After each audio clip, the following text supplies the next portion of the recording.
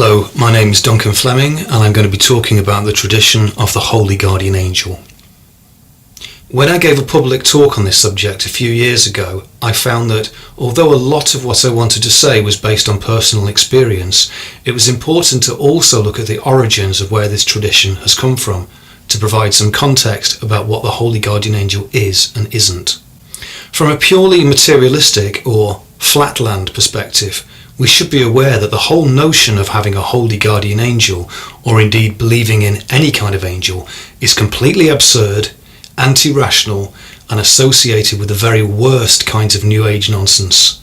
So what I'll say from the outset is that this topic only has value if we're prepared to take reports of people's contact with a holy guardian angel as they stand, as accounts of real personal experience, and not require external proofs or automatically assume everyone reporting these experiences is delusional or dishonest. It's worth starting out by highlighting some different ideas of what a guardian angel might be that are floating around in our collective group mind. To begin with, there's a great number of different angels in spiritual tradition, lots and lots and lots of them. And there are at least 3 distinct kinds of angels that are said to be appointed to watch over and instruct human beings, in the sense of offering protective guardianship. So as well as the Holy Guardian Angel proper, which is the subject of this talk, we might also traditionally have an angel of the profession who is appointed to guide and instruct us in our true vocation, as in when we have a calling to devote ourselves to a particular type of work. And every person would also be thought of as having their own protective angel of the nativity, which is connected to the significance of the astrological conditions at the time of their birth. Now obviously not everyone has been brought up from childhood to follow a particular spiritual tradition, myself included, but these religious ideas have found their way into popular culture through literature and stories and so on, so that one of the obstacles that we might have as an immediate block to our understanding is the mainstream notion of a Disney-like guardian angel that's associated with a kind of mawkish sentimentality. An image of a guardian angel that is nothing more than a kindly, imaginary, protective being who is present from our birth, remains with us throughout the innocence of our childhood, and presumably departs at the first sproutings of our adolescence. When I was searching through old books for material on the tradition of the Holy Guardian Angel, I came across a sweet little prayer that I think encapsulates that slightly sugary notion of a protective angel. It goes like this. Angel of God, my guardian dear, whom God's love commits me here, ever this night be at my side, to light, to guard, to rule and guide. And one can well imagine a very well-mannered Edwardian child kneeling at the foot of their bed before they go to sleep and quietly intoning this little prayer. And although there's nothing wrong with that, the Holy Guardian Angel that we're talking about goes way beyond any of that sentimentality, although it's still a spiritual being that's there to look after us, protect us, and keep us from harm. And of course, as we know, terrible things do happen to innocent children. And so, although the true Holy Guardian Angel may indeed have some of those innocent, protective qualities, we still need to look a little bit more deeply into the traditions. In the Old Testament, there are many references to angels, and some of them are referred to by their name. Angels tend to have very delineated functions. Their function might be to communicate a particular message, or it might be to convey an instruction to do something, like you must leave this land and go to this other place. And quite often the names of biblical angels describe a function followed by Ha'el, which means of God. An example would be the name of the angel Raphael, which means healing of God. And the name of the angel Gabriel means something like strength of God, and so on. And there are indeed specifically guardian angels mentioned in the Old Testament. Psalm 91 verse 11 says, "For he will command his angels concerning you to guard you in all your ways. They will lift you up in their hands so that you will not strike your foot against a stone." And so we have, from ancient times, the idea of guardian angels, of beings that are charged with a purpose of looking after people. However, the sense in which some of these beings offer guardianship can be severe, and they're not necessarily just there to be our friend. Their function might also involve an aspect of keeping vigil of invigilating our actions so as to make sure that we do what we are supposed to. And if we happen to fall wide of the mark, then that angel may be authorized to intervene in such a way as to bring us back into a state of grace, whatever that takes. I'm also going to talk specifically about the Holy Guardian Angel in the context of Kabbalah as a tradition that emerged from around the 12th century onwards as a current in Jewish mysticism, and which was transmitted through various Renaissance or early modern practitioners into more contemporary esoteric and ritual magic practices. One idea which is not explicit in the Bible but is explicit in Kabbalah is that every thought that a human being has actually creates good as well as bad angels. And you can either think of this happening literally, or that this might be trying to articulate something deeper about the nature of what angels, and indeed our own thoughts, really are. There are also various older commentaries on the Old Testament written by Jewish mystics that refer to angels as growing like grass and then, having been mown down, spring back again as a multitude every morning. So again, there is the idea of there being many, many myriad hosts of angels. Another idea embedded in Jewish mysticism is that by entering into various altered meditative states, a dedicated person might encounter their own double, as in the sense of meeting their own likeness. And that idea has possibly come from and been influenced by even older traditions. Gnosticism flourished until about the 2nd century of the Common Era as a mystical current that intersected with early Christianity until it was largely expunged as being heretical by the early Church Fathers. However, the core ideas and themes of Gnosticism prevailed, and one of these was the notion of meeting one's spiritual twin. The idea that every soul has a kind of mirror aspect and that we might encounter our own double through meditation and trance, and this might involve an experience of being challenged by the double, by the twin. And the encounter would always be deeply mysterious, a kind of threshold experience where one would meet one's own doppelganger and then receive important teachings or realizations, or perhaps face some kind of existential challenge with an opportunity to break through into ever greater dimensions of wisdom and recollection. And this notion of having a spiritual double is also found in traditions outside of Judeo-Christian religion as well. And it might be a kind of universal and archetypal experience because you find it in various forms of Eastern mysticism too. And some people do have experiences of meeting an otherly, alien version of themselves, a being that's both completely alien and different, but also deeply connected to one's core self in some way. And that encounter can sometimes lead to integration so that the two become one. It's certainly something that some people encounter in their spiritual development. And the experience is almost always initially a frightening one. But once people have had that particular encounter face to face, so to speak, then they are likely to find themselves somewhat changed and initiated or kick-started into a new phase of their being. Another connected idea in the Western esoteric tradition is that of the personal demon, not to be confused with the more modern notion of the demon as a completely malevolent spiritual being, and is often spelled with a D-A-E to make that distinction. In ancient Greek religion and philosophy, the demon was not a class of spiritual beings so much as a divine process that worked with or against us. For the philosopher Plato, the demon was a specific, intermediary spiritual being, assigned to individuals and akin to the higher self. At the risk of massive oversimplification, these Platonic ideas influenced Islamic mysticism and then found their way into various ideas that were floating around during the Renaissance or early modern period, and then down to the present day in a distorted form. There's also an 11th century Arabic book of magic called Picatrix, or the Goal of the Wise, which includes an older ritual, probably dating from Hellenistic Egypt around 2,000 years ago. This is a ritual for making contact with a perfect aspect of the self, and that perfect aspect of the self is associated with the sun. The idea is that we're all living under the influence of astral forces that, whilst they might not be completely malign, tend to keep us trapped, so that we end up behaving and thinking in stereotypical ways without true agency. because we are simply playing out these cosmic influences.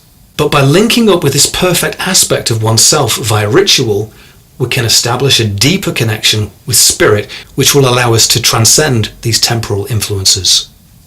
The purist in me would like to treat all these traditions and named spiritual entities as separate and distinct, to avoid the risk of conflating everything into one vague, solipsistic notion of the self made perfect. But at the same time, I do want to highlight that there seems to be a golden thread running through all these traditions of a supernatural being that's somehow connected with the core of what we are, and with whom we can develop a deep connection that will lead us on an initiatory process and can be a catalyst for gaining increased knowledge. And this theme is seen again and again in lots of different places in distinct ways, but it's still a universal theme. However, by the time we get into the late 19th and early 20th century, there's definitely a split going on. On the one hand, there are groups like the Early Theosophical Society who are exploring ancient mysticism as part of their search for a perennial and everlasting wisdom of the ages. And on the other hand, there are those who are attempting to frame transcendental experience in terms of the machinery of the mind, through the beginnings of psychology as a distinct discipline. We have Sigmund Freud developing a psychoanalytical model of the self. And for self here, we may as well be talking about the psyche or the soul, because we're referring to the whole of beingness or aliveness, rather than just consciousness as an epiphenomenon or a curious side effect of the human brain. So for Freud, the psyche consisted of three parts. There was the instinctual id, and there was the now very famous ego, but there was also a superego. And the superego for Freud was a kind of repressive moral compass that people would develop through their life into their adulthood, which basically said, don't do that. He saw the superego as the product of experiential and collective human learning, which inhibits a person to stop their ego from being too selfish or from simply reacting to dangerous instinctive urges from their id. So the superego is definitely not the same as the spiritual beings, or even the higher self referred to in the Western esoteric tradition, because there's nothing whatsoever transcendental about it. So what starts to happen in mainstream psychology and some more modern attempts to make sense of the mind and the world is that these experiences of encountering a transcendental other start to get left off the roadmap, and so people begin to lose their capacity to navigate and contextualize any such experiences. There's no longer any meaningful vocabulary for people to express their inner life, and so these experiences begin to get ignored and even pathologized. Carl Jung, initially a student of Sigmund Freud, was certainly influenced by Gnosticism and Kabbalah. Towards the end of his life, he developed the idea that certain aspects of the self weren't known from birth. So even though at a fundamental level, all the aspects of a person are already linked together, in terms of conscious experience, true wholeness and integration is something that still has to be worked at. And part of that working at becoming whole is likely to involve encountering hitherto hidden or unknown aspects of the self. This is a similar idea in essence to some of the ideas I've mentioned previously from the various esoteric traditions. I'd like to say something now about how the tradition of the Holy Guardian Angel has manifested in 20th and early 21st century thinking, as you might come across it in various more modern occult teachings. First of all, the Holy Guardian Angel, even when conceptualized by some as an otherly aspect of their higher self, is still thought of as being a completely real being. The Holy Guardian Angel is not considered as merely an imaginary projection or a thought form, but rather it's seen as a distinct, non-physical entity who takes on the task of looking after us until we can look after ourselves. So the Holy Guardian Angel is not just there to teach you, it's also there to guard and protect you. And this protective aspect is important. It's entirely reasonable to ask why it's necessary to have a personal Holy Guardian Angel. Isn't this just rampant individualism? One could argue that every relationship is unique and has to be cultivated in a unique way. Certainly in other kinds of relationships, we might develop particular names, references, or ways of interacting with one another which would be meaningless to others outside of that relationship. And more fundamentally, many of the distinctions between self and other tend to fall away and become less important the deeper we go. It's also virtually unheard of for whole communities to undergo this particular kind of spiritual work collectively, and so it falls to a small number of individuals who have a particular calling to carry out the work through their own agency. It has to be an individual endeavour because there isn't any real collective buy-in from our community or society. Groups that are teaching these traditions tend to be very small, and this work has always been esoteric in the sense of being for the few, so it ends up being personal work at first, and practitioners have to trust in the efficacy of what they're doing. But when the connection's been made, then the work should lead us back to something which has purpose and resonance for our communities. So the knowledge and conversation of the Holy Guardian Angel is not intrinsically a process of navel-gazing or private enlightenment. In the Western esoteric traditions, the human soul is often conceived of as having various aspects. So even though we are in essence a single being, our experience is stratified across various overlapping dimensions, and we have to interact with these various dimensions in different ways simultaneously. Sometimes the different modes of being required are quite unaware of each other, so that part of us is preoccupied with processing information that is coming in through our senses, and another part is concerned with examining our social interactions and protecting our sense of personal identity and so on. And because of this, we may be asleep or unconscious to various other more subtle or expansive dimensions of our being, which are nevertheless just as real. These greater aspects of our being may always be there, but we're simply not aware of them in our everyday conscious awareness. There is, even for many people, a kind of psychophobia going on, so that much of the great expanse of our being is pushed away because it seems irrational or frightening and uncanny. So a major function of our relationship with a Holy Guardian Angel is to do with incrementally awakening and developing an awareness of the totality of our being. This is not development for the sake of development or seeking knowledge just to sate our curiosity and alleviate our boredom. It's about helping us to know and understand what we are, so we can operate functionally in relation to all that there is.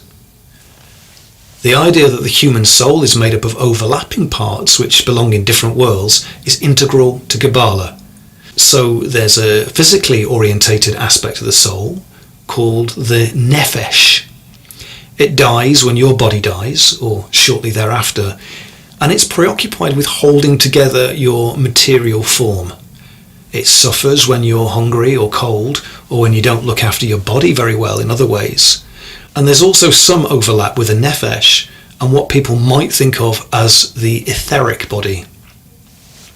Another aspect of the soul in Kabbalistic tradition is the Ruach, which means something like the breath of God. And there's also some overlap between the Ruach and what we might think of nowadays as the ego. Ruach is all about headspace and that aspect of human experience which is preoccupied with form and context. And it's also, to a certain extent, idioplastic, that is to say, it can be shaped by thought. It lives in a non-physical noosphere, and in terms of human experience, the Ruach exists on a different plane from the Nefesh. It is more astral than physical, so to speak. The Ruach is a very beautiful aspect of the soul, but it can also trap us. We can get lost in our own headspace. And that headspace can be so self-preserving that it stops us from having any experiences of the greater aspects of being. Because it can endlessly conjure images and forms, it only has to visualize or imagine something happening to create a make-believe and counterfeit kingdom. The Ruach can make fake versions of the world and then live in those replicas rather than encountering the real world on its own terms. In the language of Kabbalah, it is very yesodic, as in relating to the sphere of the tree of life, which is called yesod, meaning foundation. The aspects of the human soul and the positioning of the Sephirot on the tree of life are overlapping ideas. Sometimes people map the layers of the soul and the 4 worlds of Kabbalah onto one single tree of life. And sometimes they use a more complicated, extended tree, an overlapping system like Jacob's ladder. The Ruach is concerned with ideas of personal security, and in the same way that the Nefesh tries to protect your physical body and keep you from injury and material harm, the Ruach wants to protect the psychic constructs that make up your personality. So for instance, as in when people talk about egotism, where someone or something challenges your most cherished beliefs and the structural forms that you've built up in your mind, this can be deeply threatening, and the Ruach will flex out its own protective spikes and barbs to protect us. It's as if there's a kind of immune system that protects the mind from the invasion of dangerous or destabilizing beliefs and external influences. The Ruach can build up a mighty protective fortress around us that can wall us in and impede our development. It can halt our progress in being able to relate to the world as it really is. So, although it's a good thing that we have this defense mechanism, because it can keep us nicely balanced, it can hinder further learning. And some of the work that we can do to link up with a holy guardian angel can dismantle and disrupt that stability. And so, for this reason, the work is not for the faint-hearted. Although by no means synonymous with a higher self, the holy guardian angel has a deep connection with a higher aspect of the human soul, which is called the neshama. And when I say that the neshama is a higher aspect of the soul, I don't mean that these various aspects are really any better than each other, or literally any higher or lower than each other, except in the sense of having a holistic relationship where there are greater, more encompassing aspects which transcend and include their lesser aspects, like circles within circles. If we were referring to the worlds of Kabbalah, we might say that the neshama is associated with Bria, the world of creation, because it lives in a world that's eternal and exists outside of time. It has never really entered our time stream and is therefore immortal. So it's beyond all those fleeting, changing forms, and it has to do with the fundamental building blocks of creation. This is what remains intact, even when everything else is subject to fleeting changes and the caprices of necessity. When we begin to establish a relationship with our holy guardian angel, we are making a link with something that is truly permanent and real. It has always been at the root of what we are, although we've mostly been unaware. The other aspects of us will morph into something else and eventually get recycled into unrecognizably different patterns over time. And whether or not you believe in ideas of reincarnation or rebirth, the personality, as we recognize it, is unlikely to survive beyond physical death. And what might survive would be vastly unrecognizable because our current preoccupations are very temporal and to do with our specific situation and set of circumstances right now.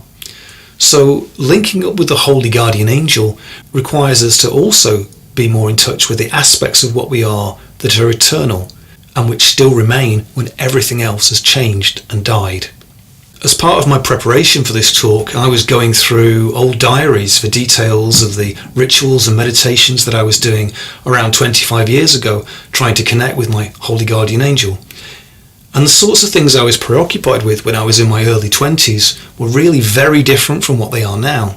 Although I'm still fundamentally the same ridiculous person I was back then, my ruach, my headspace, was worlds apart from where I am now. Not worse or better, but just very different. And likewise, as contemporaries, right now in the present moment, we each have many similarities at a deep level, but we're still all living for the most part in completely different headspaces. And working with a holy guardian angel can help us reach greater and deeper aspects of what we are that can link us up with others and with an eternal, immortal, and unified sense of being.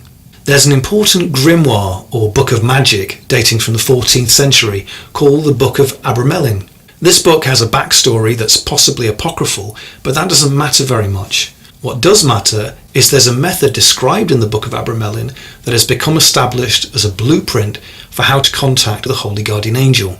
The method described is a kind of retreat. Not everyone who attempts to undertake the Abramelin method is going to succeed. And there are no guarantees that by following the method as it's given will definitely lead to the knowledge and conversation of one's holy guardian angel. The Abramelin method involves entering into a partial and then incrementally more total isolation for at least several months. And in one version of the Book of Abramelin, this process could take well over a year. And this isolation is not a form of self-punishment. It's undertaken because being around other people has the tendency to keep us the same.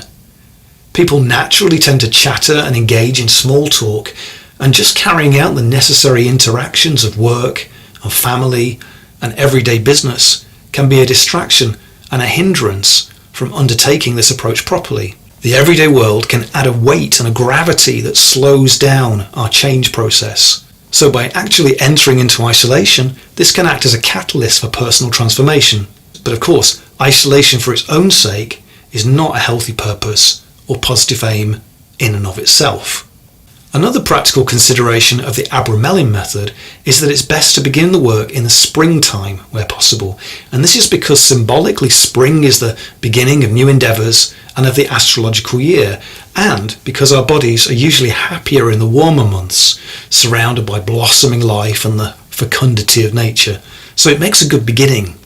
And so this process gradually becomes more and more difficult. So for instance, you'd begin by praying a couple of times a day and doing some devotional stuff, having purifying baths in freezing cold water, thinking about certain things, and doing meditations and making certain sacred objects. And by the end of it, you're doing that stuff all the time while observing an increasingly fasting diet and making more and more severe ablutions until eventually you've entered into a total isolation, and after several months it will become the most intense sacred state of perpetual ritual.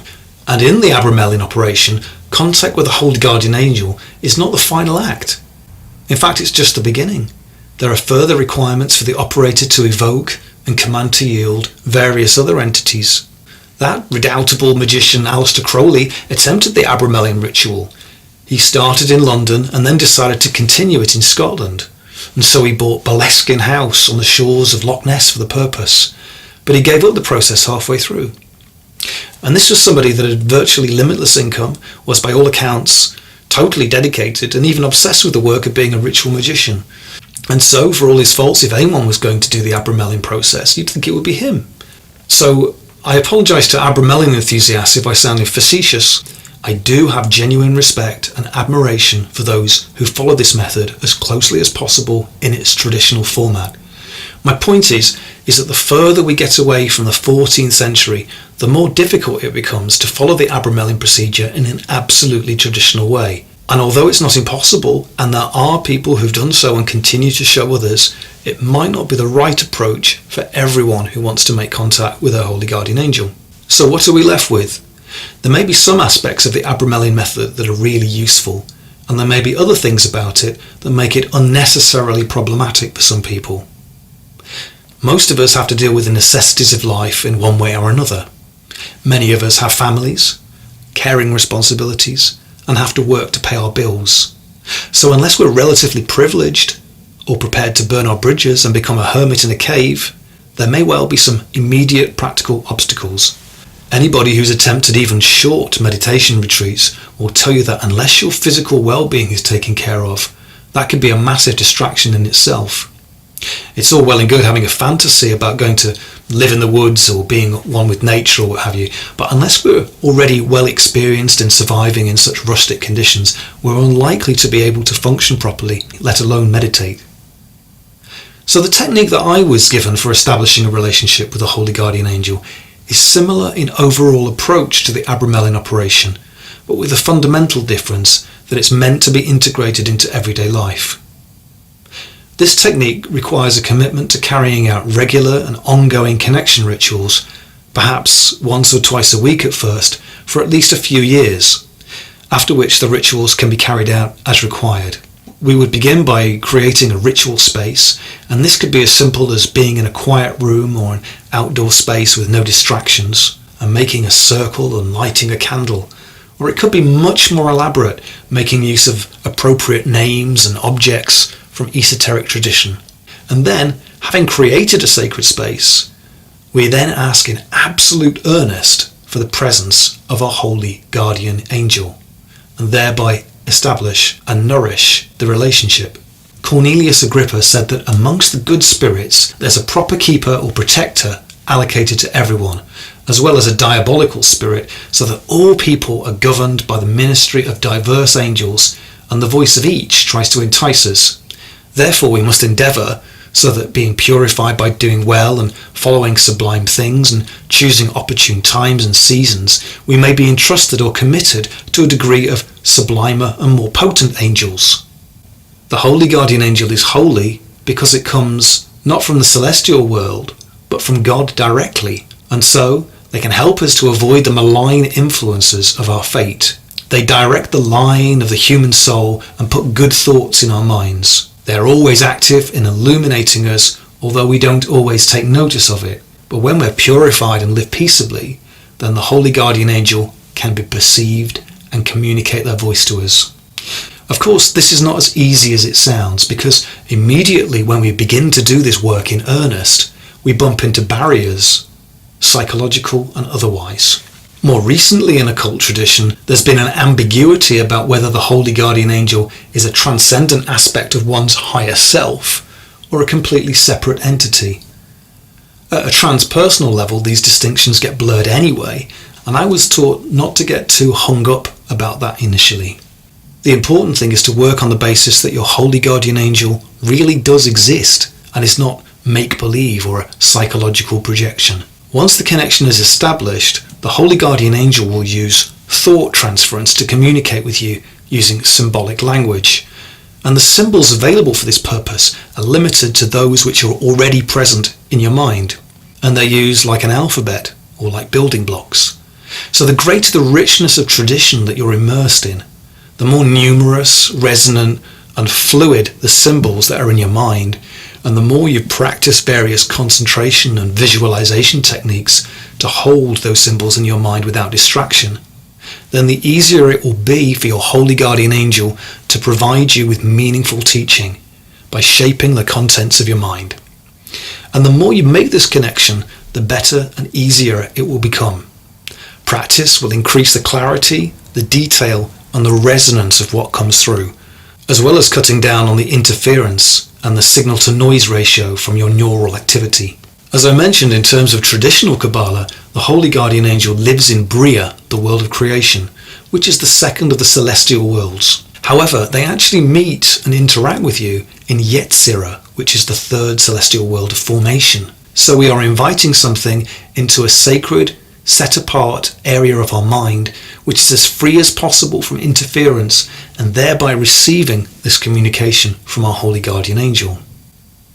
As part of this process, one of the first things that we do is to deliberately build up a thought form or a visualized body for the holy guardian angel to inhabit. And we know that this visualized body is to a certain extent a fabrication of our imagination. So this might involve visualizing our holy guardian angel as being a humanoid or an animal or a hybrid creature or some other form. But however we construct it, and there can be enormous variations in this, the important thing is to develop a deliberate, regular and coherent form. Ask for a name, ask for an appearance, and then work with it. If it needs to change over time, then this should be done intentionally. Using this technique helps us to tune into our holy guardian angel's presence, even though we understand that the visualization has been constructed and is imaginary. In Hermetic Kabbalah, there are spiritual experiences which are said to correspond with the spheres of the Tree of Life. Malkut is the sphere which is situated at the base of the Tree of Life and is the most grounded and physical. The spiritual experience of Malkut is said to be the vision of the holy guardian angel. And when we say vision, we're referring to those initial threshold experiences of encountering one's holy guardian angel as external and otherly. By the time we're operating from Tiferet, the sphere at the heart of the Tree of Life, the spiritual experience is said to be the knowledge and conversation of the holy guardian angel, because at this stage the holy guardian angel has become a familiar contact that we are in tune with and with whom we have an ongoing relationship that goes beyond threshold encounters and has become a way of life. A personal experience of the Holy Guardian Angel is unlikely to happen as an immediate epiphany whereby someone who has been meditating suddenly experiences a flash of white light and their consciousness is instantly transformed. It's usually a long, slow and gradual process taking several years. A process of gradually increasing one's awareness and sense of connection, which also involves realizing that this connection was always with us, that it's been with us throughout our life. What comes to us in the form of visualization and ideas during ritual meditation with the Holy Guardian Angel is just the tip of the iceberg. I think of it like receiving a gift wrap parcel that has to be slowly unpacked as the meaning unfolds outside of the ritual through the interactions of everyday life. And there seems to be an increase in energetic tension both before and after the ritual, which seems, at least to me, to cause a ripple effect in terms of heightened synchronicity and coincidences. Without these techniques, we spend the earlier years of our lives drifting in and out of awareness and clarity. It's as though we're trying to tune into a really good radio station that we vaguely recall having heard previously, but we can't remember the frequency. And so we have to spend ages scanning through the ether trying to tune into it. And when we think we've found something that could be the station we want, we're listening really carefully to check if it's the right one. But when we've found it, after a while we instinctively know that it's right. And so having the knowledge and conversation of the Holy Guardian Angel is like the difference between having to scan around and accidentally stumbling across the signal and being able to dial into the frequency straight away because you know exactly where it is. You have it saved and the signal is strong and clear with very little interference. And that only comes from doing the work. There is an oral tradition that when you first encounter the Holy Guardian Angel, they need to be broken in like a horse or a new pair of shoes. And this is much more respectful than it sounds, because even though our Holy Guardian Angel brings a greatly transcendental perspective and may be a great deal wiser, more understanding and knowledgeable than we are, they still know virtually nothing about all the particular needs and necessities of our everyday human existence. Because at first your relationship is not integrated, it can be impractical. And so part of the teaching is two-way, and we have to keep our feet on the ground and communicate with them the challenges of what it's like to be a human here and now, as much as they are teaching us about the big picture. Initially, some of the insights that come from the Holy Guardian Angel may be naive or unrealistic, and there may be sound practical reasons for you to hold back from acting out on them straight away or taking them too literally. Some people, when they have really plugged in spiritual experiences, are given what they interpret as commands to make big and immediate changes to their lives, to leave their job or their family, or give away all their belongings, or fast for 40 days and nights, or go forth and speak the Holy Spirit in the marketplace, etc. To a transcendental, multidimensional spiritual being, this might seem like great advice to speed up progress and remove blockages. However, there may be very little awareness of any potential real-world negative consequences. And this can make some people quite unwell or unstable, because although they're having a genuine spiritual connection, it's not properly grounded or integrated into the world, and so it ends up having a detrimental impact on their life. And you might think this could only happen to people who hold very extreme or fundamental religious beliefs, but it can happen to anyone having this experience that doesn't have their feet on the ground. Another aspect of developing one's intuition is about learning to read the signs in everyday life more carefully and noticing synchronicity. And this can lead to a kind of semiotic arousal of seeing meaning and symbolic connections in everything. And if this process is pushed too far, too quickly, without allowing time to integrate the experiences, it can lead to a kind of psychotic break with reality, or a split between the ruach and the nefesh aspects of the soul. So we need to have a belief system that can cope with the sheer power of the connection, because otherwise it can shatter the form of the life that we've built up far too suddenly for us to be able to cope with the change. And quite a lot of the preparatory work and training is to help us achieve this. Our Holy Guardian Angel can teach us through dreams, visions, and hallucinatory trance states, but they can also teach us via life events and experiential lessons. Sometimes when people start doing this work, they begin to get more drama and turbulence in their life, more illness, more strife, more relationship complications, and generally more breaking down of pre-existing structures. And this isn't the ideal way to live one's life. And it may be that along the path there are things that are necessarily painful and difficult, and yet we must go through them. But it's up to us to show our holy guardian angel that we don't require a constant state of existential turmoil to act as a spur to our progress, and that it's better all round when we can make incremental progress by committing to the work. At any rate, we need to be careful what we wish for, because if we wish to have a genuine connection with spirituality and wish to truly know ourselves, then we're also faced with the challenge of being ourselves. And if the current structure of our life is too limited to contain what we have become, then it needs to be destroyed and rebuilt. Under the supervision of a living teacher, I began making contact with my holy guardian angel when I was fairly young.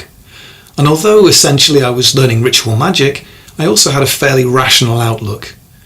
I'd not long previously completed a degree in philosophy and theology, which had taught me, at least in principle, how to think logically. So it was inevitable that some of the quite reasonable doubts and reservations that I had needed to be brought into the mix, especially because then, as now, there was a popular misconception that anyone seriously practicing this kind of ritual work or attempting to contact spirits must be crazy. So my personal advice would be that if you're trying to establish a connection with your holy guardian angel, then it's best to ask for guidance on specific matters to do with the work. However, this doesn't need to be too high and lofty, and it can include personal matters. So we might request advice on healing for friends, perhaps by asking, what can I do to help my friend with their difficulty? Or it might be appropriate to ask for guidance on how to resolve a relationship difficulty, or to ask for guidance on how we can overcome a nasty habit or trait. It's also important to ask for guidance with as much genuine humility as we're able. It's not entirely selfish to seek guidance in balancing out our personal circumstances, because when we have equilibrium on the lower face of the tree of life in terms of our emotions, thoughts, imagination and material circumstances, we're in a better position to help others and make other rectifications. So an appropriate attitude might be to ask our holy guardian angel for advice on how to remain in a good relationship with the world and in learning how to encounter life on its own terms, rather than trying to get the world to do our bidding or to uncover secret knowledge and power. Without wanting to seek perfection, we can also ask our holy guardian angel to help us process more serious things like addiction and trauma, because the gravity of any unresolved issues can get in the way of the work and lead to a lopsided and unbalanced progress. From collective past experience, it's important to understand and accept that doubt is an inevitable part of the process at the beginning. So when in doubt, continue with the work. In fact, the best advice is to bring any doubts and fears that you might have about the process into your dialogue with a holy guardian angel, especially any doubts about whether your entire relationship with the holy guardian angel is a projection or that you may be delusional. Communicate honestly that you are not sure when you are not sure, because ultimately you will receive guidance for those deep questions, even if it doesn't happen straight away. So be honest about any trust issues, and don't create a split where you're espousing or acting in one way with grandiloquent gestures, but are secretly thinking this is nonsense. Instead, place all that doubt, that fear and brokenness into the crucible and watch it burn away. Be as honest as you like. Your holy guardian angel is not going to abandon you in disgust. Your holy guardian angel is always there because they are a transcendent and eternal being who exists outside of time, and eternity has nothing to do with time. What we call the human ego, that strange offshoot of the psyche associated with the ruach, which is supposed to function as a kind of interface to help us interact and cope with the outside world, may have a tendency towards inflation and self-mythology, but ultimately it enjoys nothing more than having a nice, novelty-seeking time, and it fundamentally wants to remain the same.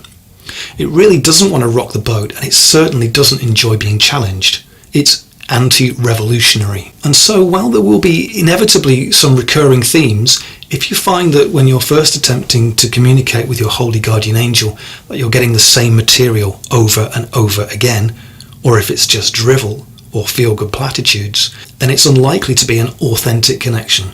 Conversely, if the material that you're receiving is somewhat radical, disruptive and challenging to you, then it's more likely to be authentic, especially if this guidance is leading you towards greater awareness of choice and increased compassion for other people and places and things.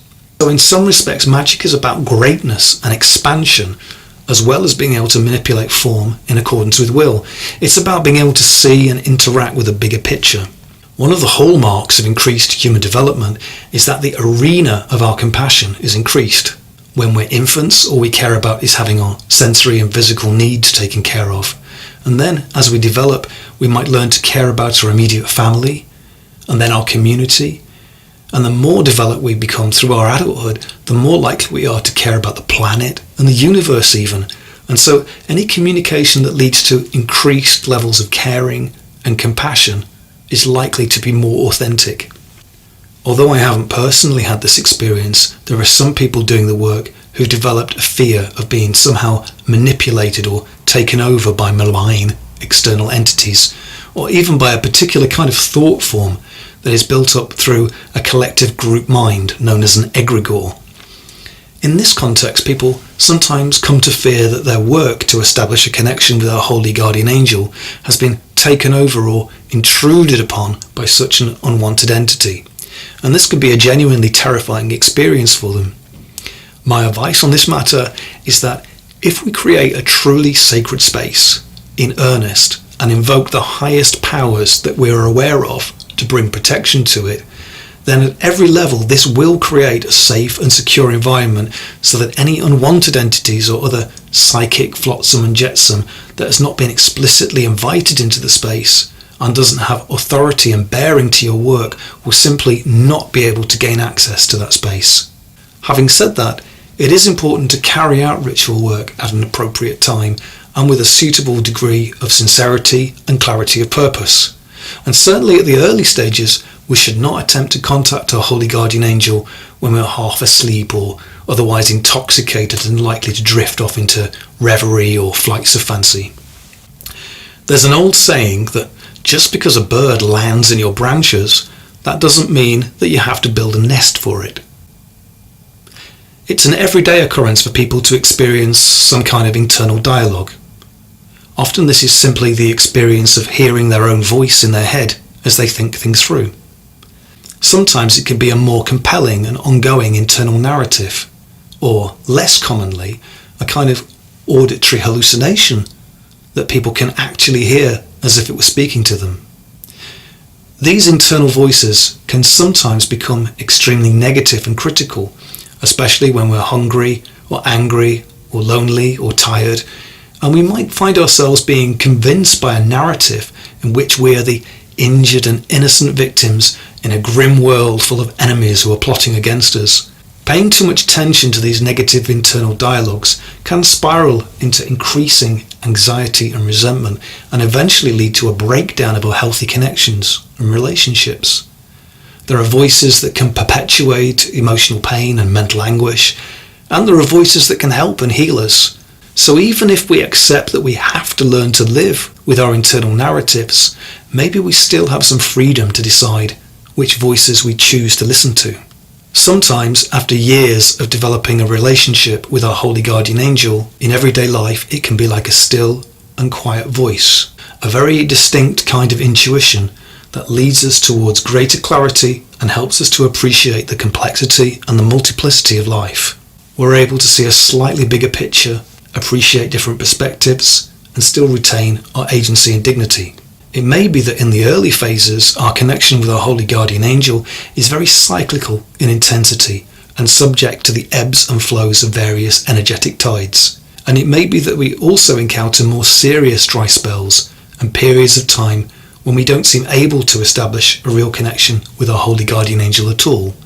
This may be a kind of self-sabotage or a game of spiritual hide and seek as we slowly disentangle the complexities of our own purpose and desire and come to realize that much of our initial motivation to do the work was really about seeking novelty or bypassing suffering or wanting to make a lasting impression on the world.